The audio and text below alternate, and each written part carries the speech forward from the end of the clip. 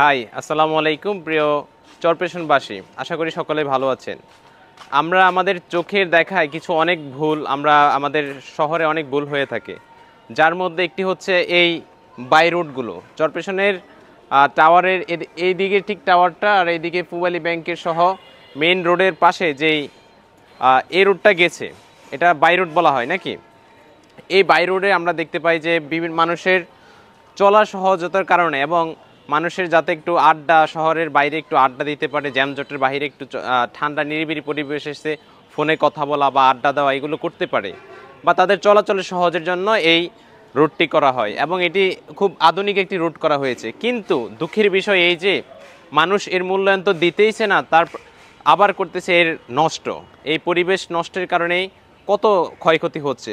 আপনারা যদি একটু ভালো করে খেয়াল করেন, এখান দিয়ে বিভিন্ন মানুষ প্রস্রাব করে, শহরের মানুষগুলো এসে এখানে প্রস্রাব করবে, এখানে করবে, এখানে করবে, মানে এখান দিয়ে একজন মহিলা যদি যায় তার যে কতটা লজ্জা লাগে যে এখানেই মানুষ প্রস্রাব করতেছে, আবার তিনি হেঁটে যাচ্ছে, আবার এখানে হাঁটলে আপনি প্রস্রাবের গন্ধ পাবেন। এই প্রস্রাবের গন্ধ মানে কতটা আসলে এটা দুঃখজনক এবং ন্যাক্কারজনক ঘটনা যে আমাদের শহরটা আমরাই ভালো রাখবো না, তার চেয়ে আমরা করছি কি নিজেরা এখানে প্রস্রাব করছি, এ করছি। আসলে পশুর মধ্যে আর আমাদের মধ্যে এখানে কোনো তফাৎ দেখি না। একটা কুকুরও রাস্তার মধ্যে প্রস্রাব করতে পারে, আমরাও প্রস্রাব করে দেই।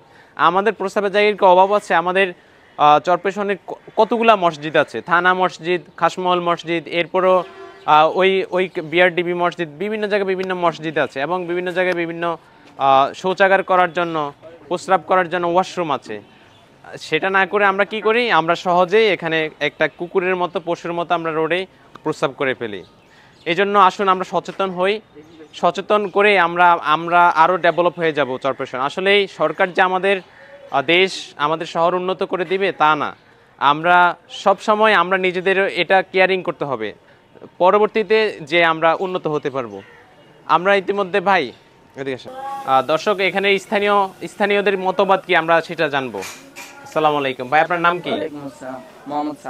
মোহাম্মদ সালমান ভাই। সালমান ভাই, এই যে এখান দিয়ে মানুষ যাতায়াত করছে, আবার একদল মানুষ এখানে এটা দিচ্ছে মানুষের সৌন্দর্যের জন্য, শহরের উন্নয়নের জন্য, কিন্তু দেখা গেছে এখান দিয়ে প্রস্রাব করে, এখান দিয়ে প্রস্রাব করে, মানে মানুষ পশুর মতো আচরণ করে। আর এখান দিয়ে যে পরিবেশ, এই পরিবেশ সম্পর্কে আপনার বিবৃতি কি? আসলে আসল কথা, চরপেশনে এই জায়গাটা দিছিল যানজট থেকে দূরে থাকার জন্য, আর মানুষের শান্তিতে একটু আসা, পরিবেশের মাধ্যমে বসার জন্য। আমরা প্রায় সময় এসে এই জায়গায় বসি, কিন্তু আমাদের যে স্থানীয় বন্ধু বান্ধব আছে অনেক সময় তাদের দেখি তারা এইসব কাজের সাথে জড়িত না।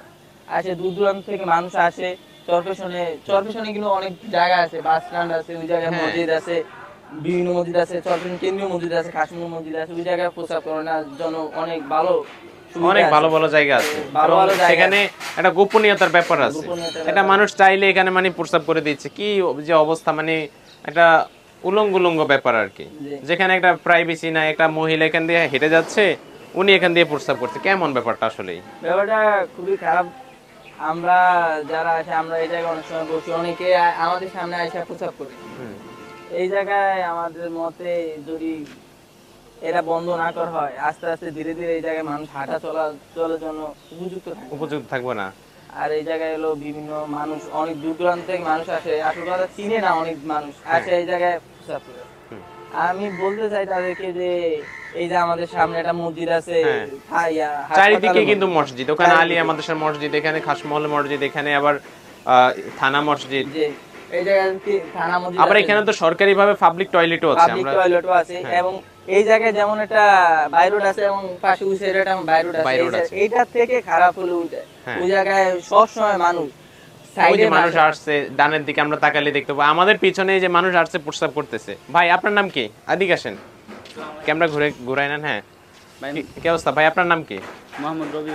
মোহাম্মদ রবিউল ভাই। রবিউল ভাই, এখন আমাদের আসলে একটা নাগরিক সচেতনতার দিক থেকে আমরা কি ভূমিকা নিতে পারি?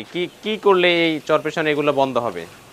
আমরা চাইছি এখানে মানুষ প্রস্রাব না করুক, আর এটার বিরুদ্ধে যা কাজ করা লাগে আমাদের সেই কাজটাই করা উচিত। জি, এখন আপকামিং যে আসলে রাজনৈতিক পলিটিশিয়ানরা আছে, তাদের উদ্যোগ নেওয়া দরকার এই ব্যাপারে। জি, অবশ্যই এটা তো উদ্যোগ নেওয়া দরকার। এখানে প্রস্রাব করলে জরিমানা হবে বা এখানে প্রস্রাব করা নিষেধ, এমন কিছু এখানে আইন প্রয়োগ করা অবশ্যই দরকার। জি অবশ্যই তাই দরকার। কিছু কিছু মানুষ এখানে প্রস্রাব করে কেন জানেন? এখানে প্রস্রাব করে যে ময়লা পরিষ্কার করে না, এই ময়লাতে মাসে প্রস্রাব করে এই কারণে যে ময়লা পরিষ্কার করে রাখতো রোডের, হেলে ঝাড়ু দিয়ে ফেলে হেলে আর ময়লা মানুষ প্রস্রাব করতো না। ও আচ্ছা, হ্যাঁ সুন্দর একটা আপনি পয়েন্ট ধরছেন। আসলেই মানুষ ময়লা দেখে ওখানে প্রস্রাব করার একটা সম্ভাবনা দেখে এবং প্রস্রাব করে, আর যখন এটাকে ক্লিন দেখতে পরিষ্কার দেখতে তখন মানুষ এখানে প্রস্রাব করে। হেলে বিষাক্ত প্রস্রাব করতে আমি প্রস্রাব করলে এই সমস্যা কারণে নেই। আসন্ন যে পৌরসভার মেয়র ওরা উদ্যোগ নেওয়া দরকার যে এটাকে পরিষ্কার রাখবো, এটাকে এটা তো আগে মেয়র থাকতে পরিষ্কার রাখছে, এখন তো মেয়রের দায়িত্ব নাই, এখন কে দায়িত্ব আমরা জানি না, এখন এটা কোনো ভূমিকা নেয় না পরিষ্কার। তবে এখন আমরা কি সচেতনতা করতে পারি যে আসলে মানে একজন দেখলে ডাক দিব যে ভাই এখানে প্রস্রাব করার জায়গা নাই, পরিষ্কার রাখতে হবে, পরিষ্কার রাখলে তারপরে মানুষ সচেতন করতে থাকবো, মানুষ প্রস্রাব করবো না। Thank you so much.